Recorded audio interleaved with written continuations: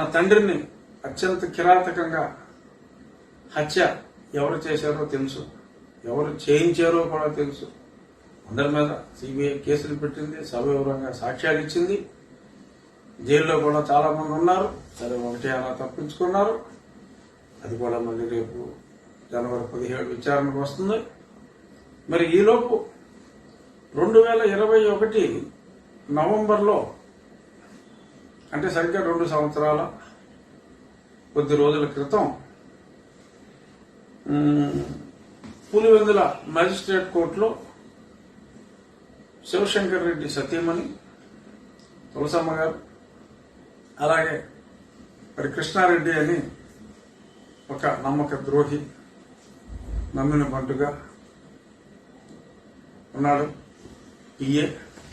మరి ఆ కృష్ణారెడ్డి ఒక కంప్లైంట్, రామ్ సింగ్ నన్ను హెరాస్ చేస్తున్నాడు, కొందరు పేర్లు చెప్పమంటున్నాడు, రామ్ సింగ్ నువ్వు కోఆపరేట్ చేయని చెప్పి డాక్టర్ సునీత, ఆమె భర్త రాజశేఖర్ రెడ్డి నన్ను మానసిక వేదనకి గురి చేశారు.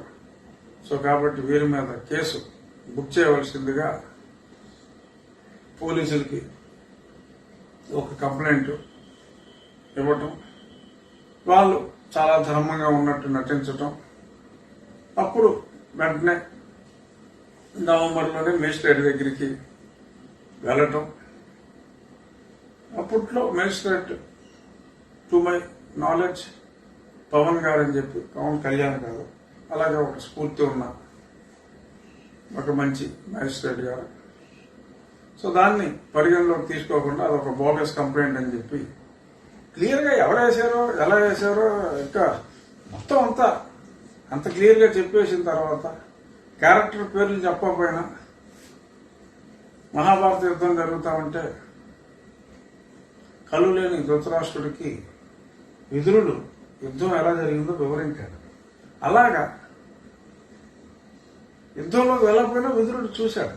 అలా ఇక్కడ ఈ సంఘటనలో సంబంధం లేకపోయినా రామాయణ భారతంలోని విదురుడిలాగా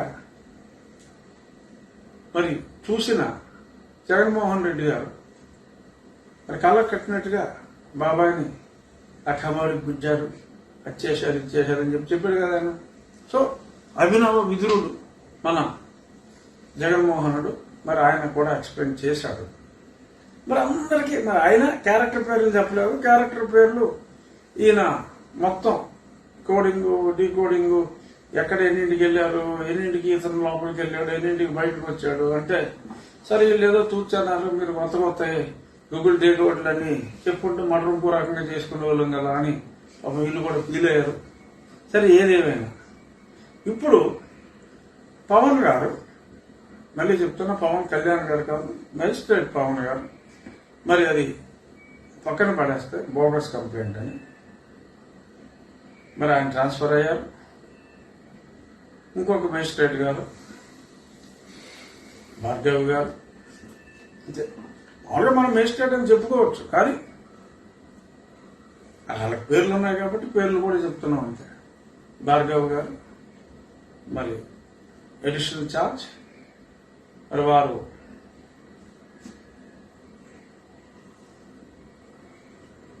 ఒకసారి ఇలా చూసిన వెంటనే okay, under 156(3) register the case against mister Ram Singh, doctor YS Sunitha and Rajasekhar Reddy, Narreddy Rajasekhar Reddy. Okay, అమ్మాయి కూడా నర్రెడ్డి సునీత.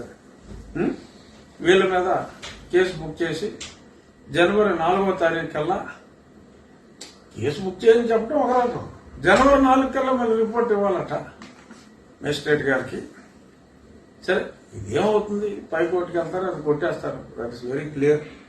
అందులో పెద్ద ఫరక్ పడేది ఏమీ లేదు. కానీ ఈ కుట్ర కోణం అంటే ఆగంతకులు ఏ లెవెల్కి వెళ్తున్నారు. 2 సంవత్సరాలు ఒక మ్యాజిస్ట్రేట్ అందులో